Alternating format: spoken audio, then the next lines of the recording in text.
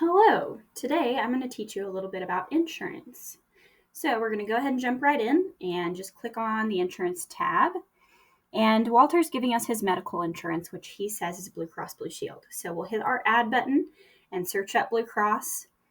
And then I'm just going to make up a policy number. We don't usually take group number, so it's just policy number that we'll need for this. Don't forget to hit save. And now he's giving us his vision insurance, which he says is iMed. So we're going to hit add again and just search up iMed. And I'm just going to come up with a policy number again. Once again, no group number. Hit save. So now we have both of these in here. Now, if you look, he is more than 60 years old. So we like to make sure that we have our medical insurance for everyone over the age of 60, or even to be safe, 50. So usually stuff like cataracts starts developing around the age of 60. So if our doctors are to see something medically concerning with a patient's eyes, then they will bill the exam medically. So that means that only medical insurance can cover it. Just think of it like vision insurance only covers a regular exam to get a contacts and glasses prescription. So if anything beyond that is happening, then we're going to bill the medical insurance. So there's a specific situation. If you look in the notes here, it's usually listed by our insurance specialist, where medical insurance can require a referral. So that means that the patient needs to ask basically for permission from their primary care physician to come see us. So if you receive a referral in faxes, which this is just a simulation of that, I created that in my own computer to kind of look like what you would do. You just upload your document into this little area in the insurance itself. So that insurance tab now has that referral document in there. So now we're going to act like maybe Walter has two different types of vision insurance. So we're going to add in a VSP here. Usually that's under your social, so I'm just going to make up a social here and hit save. And the way that we determine which one we end up using when it comes to billing the exam is by looking in that notes tab again and just determining which insurance ends up being cheaper for the patient. Because all of the benefits will be laid out in that notes tab, you can see which one ends up being cheaper for the patient ultimately. So I'm going to show you another situation where if we were to have two different insurances that are the same brand, so they're both iMed, but say for instance, Walt has his own and then his wife has her own as well, but he's covered by both. So what we do is you can see here they both say primary. So that can be an issue when you're actually trying to bill your insurance because you can't tell the difference between them when you're actually in the fee slip. So we like to make one of them primary and one secondary so you can at least tell the difference between the two. Now I'm going to start all over. I'm just going to take all of these off and show you another situation. So let's say that Walt has First Care Star Medicaid. That is the only type of Medicaid we file with. Usually it's little kids or pregnant women, but let's just pretend like he's got it now. I'm going to show you how we schedule someone with First Care Star Medicaid because that is a pretty specific situation.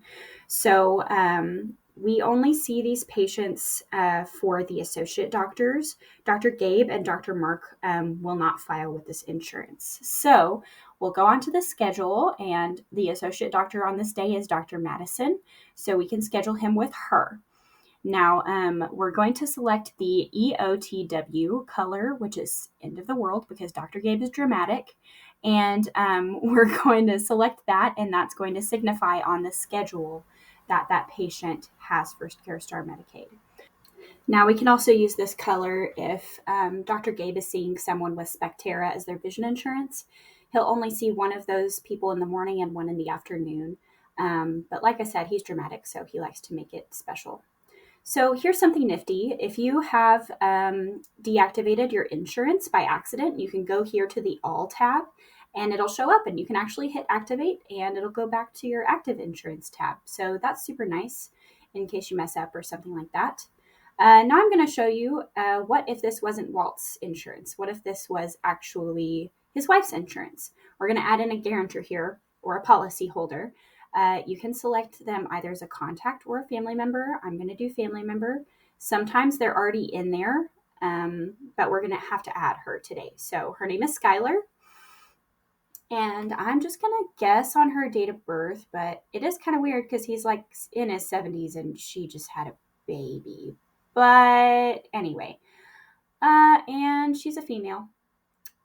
Same address. And don't forget to hit that she is his wife as well. For some reason, they're really specific on that one. Hit add. Now you have to select her. And now hit add insurance. This is going to be the same insurance that's already in his tab. So luckily, I have the policy number memorized, but usually you will need to write it down or ask for it again to put this in. For some reason, when you hit save, it doesn't go away. So you got to hit cancel, but it'll still be in there. Select both, hit the add button, and you're all set once you hit spouse. And this is medical insurance, not medical and vision, so I changed that too. Don't forget to hit the save button, as always. So now that's all fixed to where it shows Skylar as being the policy holder for his insurance. If you look here, you can actually see that she's now in his family and contacts pod. So if you click on her, it pulls her up. And if you need to make her an appointment, now that insurance is also in her insurance tab. Super nice.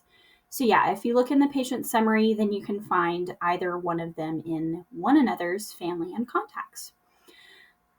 So let me show you another situation where this Blue Cross Blue Shield is not just medical. I'm sure you heard me say that earlier and you were like, what? So I'm going to show you what that means. So Blue Cross Blue Shield can cover medical and vision insurance. So for instance, if a patient were to come in and do their comprehensive exam, but it ended up being billed medically because they have cataracts, then we can bill both to Blue Cross Blue Shield. So I'm going to put like a sample of what it would look like in the notes so you can kind of see what I'm talking about with what the benefits would be laid out as for you. So for medical insurance, it'll show exam and diagnostic coverage as well as what their deductible would look like. So this is a super generic, just like best case scenario situation. Usually things are not covered 100% and usually things do have a deductible. And then I'm going to put vision is also covered by Blue Cross down here, and exam and refraction is 100% covered, or it can also be written as a $0 copay. So just keep in mind that this can happen sometimes with Blue Cross Blue Shield, but it can happen all the time with First Care Star Medicaid. So if somebody comes in for their comprehensive and also needs medical coverage, that will work for both of those with this situation and with First Care Star. So I'm going to show you something that would be a little bit more likely for Walter with his age range. People are eligible for Medicare once they are 65. So I'm going to put Medicare in here so I can show you kind of what that could look like. So we just type in Medicare and you can select it out of all this fun stuff that pops up. I'm going to come up with a policy number again. Now, people can give you different insurance cards even if they have Medicare. They can be a Medicare supplement or a Medicare replacement. But a Medicare replacement pretty much just looks like a regular old medical insurance. So I'll just show you what it looks like to have supplements. So let's say that Walter has two different Medicare supplements. He has Mutual of Omaha and he has Medicaid. So we're just going to come up with our policy numbers like we have been. But this is a situation where we can take Medicaid that is not First Care Star Medicaid, specifically because it is a Medicare supplement. That is a legal requirement that we have to fulfill when it comes to Medicare supplements. So when we have all this in here, your insurance specialist will pull up what it looks like, what their coverage looks like. So they'll have that in the notes here for you to look at. Usually, if Medicare is by itself, it will not cover everything. Usually, the supplements are what makes it to where it can cover everything. So that's about what that looks like.